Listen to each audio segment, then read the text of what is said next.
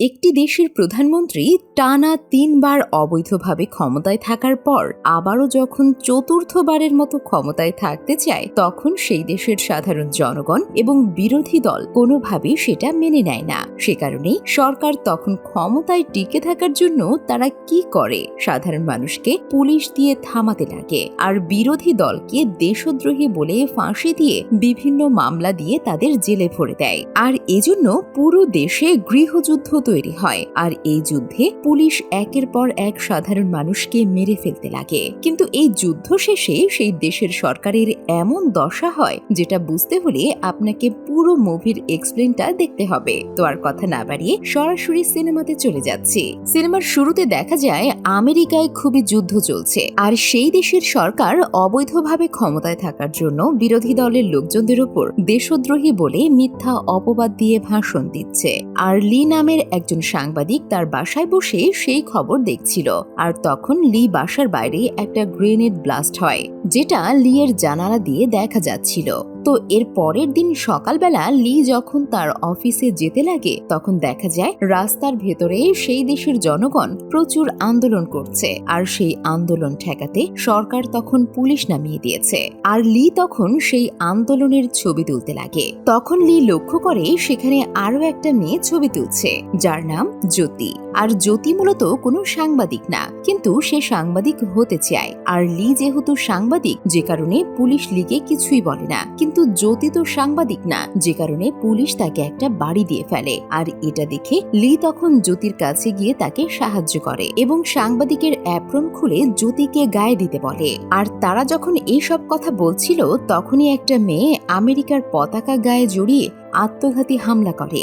সে কারণে সেখানে থাকা সবাই আহত হয়ে পড়ে। আর লি তখন সেই ছবি তুলতে লাগে, কিন্তু জ্যোতি তখন আহতদের ছবি না তুলে বরং লি এর ছবি তোলে। আসলে জ্যোতি ছিল লি এর অনেক বড় ফ্যান, এর কারণ লি একজন সৎ সাংবাদিক। তো যাই হোক, এরপর সিনেমার দৃশ্য পরিবর্তন করা হয় এবং দেখা যায় লি সহ আরো অনেক সাংবাদিক একটা হোটেলে এসেছে। আর লি তখন তার সারাদিনের খবর করা নিউজ ওয়েবসাইটে আপলোড করছিল, কিন্তু সেখানকার ওয়াইফাই নেট স্পিড খুবই স্লো ছিল, যে কারণে আপলোড হতে খুবই লেট হচ্ছিল। আর তখনই সেখানে বিদ্যুৎ চলে যায়। আর তখন লি এর পাশে থাকা একজন সাংবাদিক, যার নাম সেমি, সে বলে, লি আমরা কালকে কোথায় যাচ্ছি? তখন লি বলে, আমরা কালকে ফ্লোরেসেন্টে ডিসি অফিসের কাছে প্রধানমন্ত্রীর সাক্ষাৎকার নিতে যাচ্ছি। তখন সেমি বলে, তুমি সেখানে গেলে যেতে পারবে, কিন্তু সেটা অনেক রিস্ক হবে, কেননা প্রধানমন্ত্রী বিগত 9 মাস কোনো সাক্ষাৎকার দেয়নি। আর তাছাড়া সেখানকার রক্ষী বাহিনী কোনো সাধারণ মানুষ আর সাংবাদিক দেখে না, ডিরেক্ট সবাইকে FIR করে দেয়। তখন লি বলে, যত রিস্কই হোক না কেন, আমি সবার আগে সেই সাক্ষাৎকার নেব, আপনি চাইলে আমার সাথে যেতে পারেন। তো এরপর লি তার রুমে যেতে লাগে। আর তখনই সেখানে জ্যোতি আসে। তখন লি এবং জ্যোতি দুজন দুজনের সাথে পরিচিত হয় এবং জ্যোতি বলে, আমি একজন ফটোগ্রাফার, আমি আপনার সাথে ডিসি অফিসে গিয়ে ফটোশুট করতে চাই। তখন লি বলে, ফটোগ্রাফার আছো, ভালো আছো, কিন্তু ডিসি অফিসে তোমাকে নেওয়া যাবে না, কারণ ওখানে অনেক রিস্ক আছে। এরপর লি তার রুমে যায় এবং তার চোখের সামনে দিয়ে দেশের মানুষের এই দুর্দশা দেখে খুবই টেনশন করতে থাকে।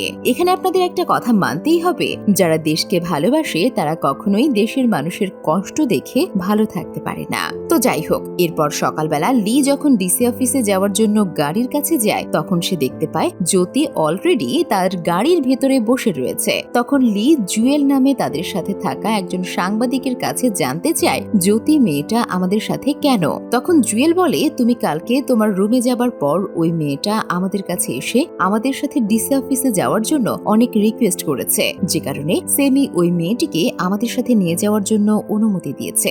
তখন লি বলে, জ্যোতি একটা বাচ্চা মেয়ে, আমাদের সাথে গেলে ওরও ক্ষতি হতে পারে। তো তারপর জুয়েল তখন অনেক বুঝিয়ে লিকে রাজি করে। আর তারপর তারা ডিসি অফিসে যাওয়ার জন্য রওনা দেয়। আর এখান থেকে ডিসি অফিস 857 কিলোমিটার। তো তারা যখন যাচ্ছিল, তখন রাস্তার উপর সব গাড়ি ভাঙচুর অবস্থায় দেখতে পায় এবং কিছু পথ যাওয়ার পরে তারা সেখানে একটা গ্যাস গ্যাস পাম্প দেখতে পায়, যেটা কিনা সরকার দলীয় লোকজন দখল করে রেখেছে। তো এরপর তারা সেখানে গ্যাস নিতে লাগে, আর জ্যোতি তখন গাড়ি থেকে নেমে হাঁটতে হাঁটতে পা পিছলে যায়। আর তখন সে দেখতে পায় সরকার দলীয় লোকজন সাধারণ লোকজনকে মেরে ঝুলিয়ে রেখেছে, যেটা দেখে জ্যোতি খুব ভয় পেয়ে গাড়িতে চলে আসে। তখন লি বলে, সাংবাদিক হতে চাইলে এইসব দেখে ভয় পেলে চলবে না। তো এরপর তারা আবারও তাদের যাত্রা শুরু করতে লাগে এবং কিছু দূর যাবার পরই তারা একটি বিধ্বস্ত বিমানবন্দর দেখতে পায়। আর তারা তখন সেখানে নামে এবং সেখানকার কিছু বিধ্বস্ত হেলিকপ্টারের ছবি তোলে এবং সেখানে সেদিন রাত কাটায়। তো এর পরের দিন সকালবেলা দেখা যায় লি সহ তার পুরো টিম একজন বিদ্রোহীদের সাথে মিশনে গেছে। আর সেই বিদ্রোহীরা যখন পুলিশদের মারছিল তখন তারা সেটার ছবি তুলছিল। আসলে বিদ্রোহীরাও চাচ্ছিল মিডিয়ার মাধ্যমে তাদের ক্ষমতা কেমন সেটা সরকার জানুক, যে কারণে তারা একে একে পুলিশ মারছিল আর তাদেরকে বলছিল ছবি তুলতে। কিন্তু জ্যোতি যেহেতু নতুন, সে কারণে সে তার চোখের সামনে দিয়ে এইভাবে হাসি খুশি ভাবে মানুষ মারা মেনে নিতে একটু কষ্টই হচ্ছিল। তো যাই হোক, এরপর তারা আবারও গাড়িতে করে যেতে যেতে একটা সাধারণ মানুষের ক্যাম্পের কাছে যায় এবং সেখানে সেদিন রাত কাটিয়ে সকালবেলা আবারও ডিসি অফিসের উদ্দেশ্যে রওনা দেয়। আর তারা যখন যাচ্ছিল তখন দেখা যায় রাস্তার পাশে অনেক বিল্ডিং এ আগুন ধরিয়ে দেওয়া হয়েছে। এছাড়াও সম্পূর্ণ রাস্তা একদম খালি। কিন্তু হঠাৎ করে কিছু দূর যাবার পর একটা শহর দেখে তারা অবাক হয়ে যায়। এর কারণ হলো সেখানে পুরো আমেরিকা জুড়ে গৃহযুদ্ধ লেগে তছনছ হয়েছে। সেখানে এই শহরের কোনো কিছুই হয়নি, বরং আরো সুন্দরভাবে সবকিছু সাজানো গোছানো, এমনকি সেখানকার শপিং মলগুলো। তখন লি তার পুরো টিম সেখানে নামে এবং একটা দোকানের ভেতরে গিয়ে একজনের কাছে জানতে চায়, আমেরিকায় যে গৃহযুদ্ধ চলছে আপনারা সেটা জানেন? তখন সেই দোকানদার লোক বলে, আমরা খবরে সেটা দেখেছি, কিন্তু সেটা আমাদের গায়ে লাগে না। তো এরপর জ্যোতি লিকে একটা ড্রেস কিনে দিয়ে ট্রায়াল দিতে বলে, আর লি তখন সেই ড্রেস পরে আয়নায় নিচের দিকে তাকিয়ে অবাক হয়ে যায়। এর কারণ হলো সারাদিন নিউজ কভার করতে করতে তার চেহারার যে কি হাল হয়েছে সেটা সে বুঝতে পারেনি। তো যাই হোক, জ্যোতি তখন লি এর ছবি তোলে। আর তারপর লি যখন বাইরে আসে তখন স্যামি লিকে বলে, এই শহরে যেন কোনো হামলা না হয়, সেজন্য ওই দেখো ওই শহরের লোকেরা বিল্ডিং এর উপর থেকে পাহারা দিচ্ছে। তো তারপর তারা আবারও ডিসি অফিসের উদ্দেশ্যে রওনা দেয়। আর এখান থেকে ডিসি অফিস মাত্র 176 কিলোমিটার। তো তারা যখন একটা গলফ ক্লাবের সামনে দিয়ে যেতে লাগে তখন রাস্তার উপর একজন পুলিশকে মরে থাকতে দেখতে পেয়ে তারা সেখানে গাড়ি থামায় আর চতুর্দিকে তাকিয়ে দেখে কেউ আছে কিনা। তো তারা তখন খেয়াল করে দেখে চারপাশে কেউ নেই, যে কারণে তারা যেই না সামনে যেতে লাগে তখনই তাদের গাড়িতে কেউ যেন গুলি করতে লাগে। সে কারণে তারা তখন তাড়াহুড়ো করে গাড়ি থেকে নেমে পাশের একটা জায়গায় অবস্থান নেয় এবং দেখতে পায় সেখানে দুইজন পুলিশ পাশের একটি বাড়ির দিকে বন্দুক তাক করে রয়েছে। তো জুয়েল তখন জানতে চায় এই গুলিটা কোথা থেকে করা হচ্ছে আর কারাই বা করছে। তখন সেই পুলিশ অফিসার বলে, পাশের ওই বাড়ি থেকে বিদ্রোহীরা এখানে গুলি করছে, আপনারা কথা না বলে চুপচাপ দ্রুত এখান থেকে চলে যান। তো তারপর তারা দ্রুত সেখান থেকে গাড়ি নিয়ে বের হয়ে আবারও ডিসি অফিসের উদ্দেশ্যে রওনা দেয়। তখন লি লক্ষ্য করে একটা গাড়ি তাদের গাড়িকে ফলো করে খুব দ্রুত চালিয়ে আসছে। তখন সেমি বলে, ওই গাড়িকে বের হয়ে যেতে দাও। তো তখন লি তাদের গাড়ির স্পিড কমিয়ে সেই গাড়িকে ওভারটেক করার সুযোগ দেয়। তখন সেই গাড়ি ওভারটেক না করে বরং তাদের পাশে এসে হাসতে লাগে। আসলে এই গাড়িতে যারা ছিল তারা হলো জুয়েলের বন্ধু।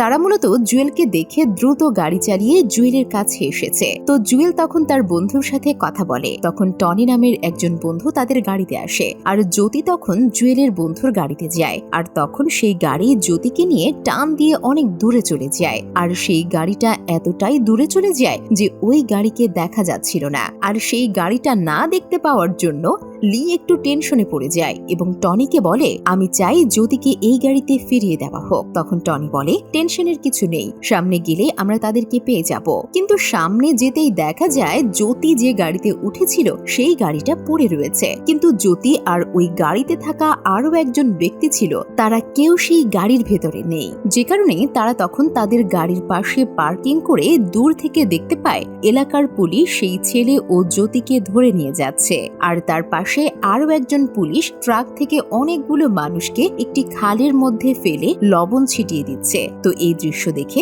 লি তখন জ্যোতির কাছে যেতে চায়। তখন সেমি তাদেরকে জ্যোতির কাছে যেতে নিষেধ করে। এর কারণ হলো ওই পুলিশটা যে এতগুলো লোকের গণকবর দিচ্ছে এটা একটা অবৈধ কাজ, আর তারা যেহেতু সাংবাদিক সুতরাং তারা যাবার সাথে সাথে তাদেরকেও ফায়ার করে মেরে ফেলতে পারে। কিন্তু লি সেমির এই কথা না শুনে সেমিকে গাড়িতে গিয়ে বসতে বলে। জুয়েল ও লি পুলিশের কাছে যায় এবং সে পুলিশকে বলে, আপনাদের কোথাও একটা ভুল হচ্ছে, এরা দুজনেই আমাদের লোক। তখন পুলিশ জুয়েলের কাছে তাদের পরিচয় জানতে চায়, আর যেই না বলে আমরা সাংবাদিক, তখন সেই পুলিশ জ্যোতির সাথে যে ছেলেটা ছিল তাকে শুট করে মেরে ফেলে। আর এটা দেখে তারা সবাই খুবই কান্না করে। এরপর পুলিশ টনির কাছে গিয়ে তার দেশ কোথায় জানতে চায়, আর টনি যেই বলে আমার বাড়ি চায় না, তখন সেই পুলিশ টনিকেও শুট করে মেরে ফেলে।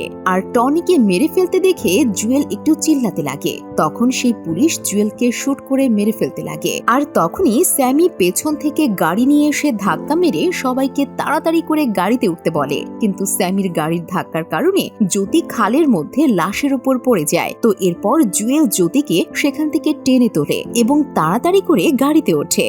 আর তখনই সেমি গাড়ি টান দেয়, কিন্তু সেখানকার আরো একজন পুলিশ এসে তাদের গাড়িকে লক্ষ্য করে গুলি করতে লাগে। যেই গুলিটা গিয়ে সরাসরি সেমির গায়ে লাগে, কিন্তু তারপরও সেমি তাদেরকে নিয়ে গাড়ি চালাতে লাগে। তো এভাবে কিছু দূর যাবার পরে সেমি অসুস্থ হয়ে পড়ে। তখনই সেমিকে গাড়ির পেছনে দিয়ে জুয়েল গাড়ি চালাতে লাগে, কিন্তু কিছু দূর যাওয়ার পরই সেমি মারা যায়। তো তারপর তারা গাড়ি নিয়ে আমেরিকান সামরিক বাহিনীর একটি ঘাঁটিতে অবস্থান নেয়। তখন সেই সামরিক বাহিনীর লোকজন সেমির দাফন কাফন করে। আর সেমি মারা যাওয়ার কারণে লি সহ সবাই মানসিকভাবে ভেঙে পড়ে। তখন সেই সামরিক বাহিনীর লোক জানায় তারা দেশের সামরিক বাহিনী এক হয়ে সাধারণ মানুষের কাছে আত্মসমর্পণ করেছে, শুধুমাত্র কিছু সংখ্যক পশ্চিমা বাহিনী বাদে। আর সেই সব পশ্চিমা বাহিনী ডিসি অফিসে প্রধানমন্ত্রীকে গার্ড দিচ্ছে। আর কালকে সমস্ত সামরিক বাহিনী এক হয়ে ডিসি অফিস ঘেরাও করে প্রধানমন্ত্রীকে মেরে ফেলবে।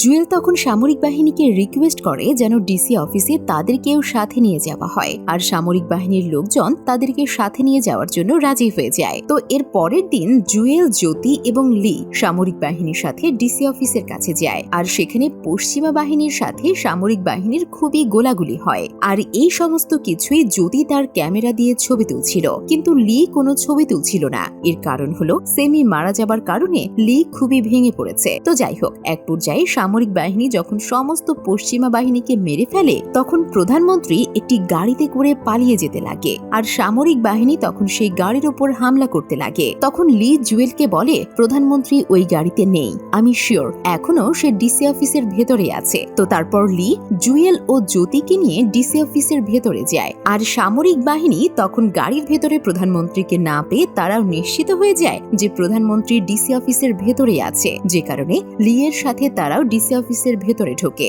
আর ডিসি অফিসের ভেতরে ঢুকতেই ভেতর থেকে তাদের উপর গুলি করা হয়। তখন সামরিক বাহিনী সেটার মোকাবেলা করে প্রধানমন্ত্রীর পিএস কে আটক করে ফেলে। তখন পিএস এসে বলে প্রধানমন্ত্রী আত্মসমর্পণ করবে যদি তোমরা তার নিরাপত্তা দাও। তখন সামরিক বাহিনী পিএস এর কোনো কথা না শুনে ডিরেক্ট শুট করে দেয় এবং প্রধানমন্ত্রীকে ধরার জন্য ভেতরে যেতে লাগে। আর অন্যদিকে প্রধানমন্ত্রীও ভেতর থেকে ফায়ার করতে লাগে, যে কারণে সামরিক বাহিনী একটু সাইড হয়ে যায়। আর জ্যোতি যখন সামরিক বাহিনীর মধ্য দিয়ে যেই ছবি তুলতে লাগে তখন ভেতর থেকে একজন জ্যোতির দিকে গুলি চালাতে লাগে, যেটা দেখে লি জ্যোতিকে ধাক্কা দিয়ে নিচে ফেলে দেয়। আর সেই গুলি এসে লি এর বুকে লাগে। আর গুলি লাগার পর লি যখন পড়ে যাচ্ছিল তখন নিচে থেকে জ্যোতি লি এর ছবি তুলতে লাগে। আর এই দৃশ্যটা খুবই ইমোশনাল ছিল। তো এরপর সামরিক বাহিনী ভেতরে গিয়ে প্রধানমন্ত্রীকে টেনে বের করে গুলি করতে লাগে। তখন জুয়েল বলে, দাঁড়াও, প্রধানমন্ত্রীর সাথে আমাদের একটা সাক্ষাৎকার আছে। তখন জুয়েল প্রধানমন্ত্রীকে বলেন, আপনি কিছু একটা বলুন। তখন প্রধানমন্ত্রী শুধু একটা কথাই বলে, আমাকে অন্তত বাঁচিয়ে রাখুন। তখন জুয়েল বলে, এটা তো সম্ভব না। আর তখনই সামরিক বাহিনী প্রধানমন্ত্রীকে গুলি করে মেরে ফেলে। আর জ্যোতি কার্যত তখন সেই দৃশ্যটা ছবি তুলতে লাগে। আর সামরিক বাহিনী তখন প্রধানমন্ত্রীকে মেরে ফেলতে পেরে খুবই খুশি হয়। অন্যদিকে জ্যোতির ক্যামেরায় প্রধানমন্ত্রীর সেই ছবি ওঠে এবং এই সিনেমাটি এখানেই শেষ হয়ে যায়।